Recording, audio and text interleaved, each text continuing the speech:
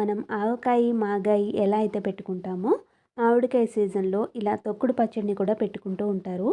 మా ఇంట్లో మేము పెట్టుకునే ప్రాసెస్ని అయితే ఈరోజు వీడియోలో నేను మీకు చూపించబోతున్నాను. దీనికోసం నేను ఇక్కడ ఒక 30 కాయల వరకు మీడియం సైజులో ఉండే మామిడికాయలను తీసుకున్నాను.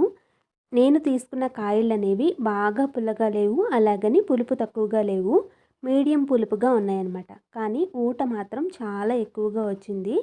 వీటిని ఇలా నీళ్ళల్లో వేసుకుని బాగా కడుక్కుని పై తొక్కని తీసేసుకుని ఇలా చిన్న చిన్న ముక్కల కింద కట్ చేసుకోవాలి. ఇక్కడ చూపిస్తున్నాను కదా, ఈ సైజులో ముక్కల కింద అయితే కట్ చేసుకోవాలి. ఇక్కడ మీకు ముక్కలు అనేవి కొద్దిగా పండినట్టుగా రంగు మారి కనబడుతున్నాయి, కానీ ఇది చాలా గట్టిగా పులుపుగానే ఉంది కాయ అనేది. అందుకోసమే మేము పచ్చడిని అయితే పెట్టేసుకుంటున్నాము.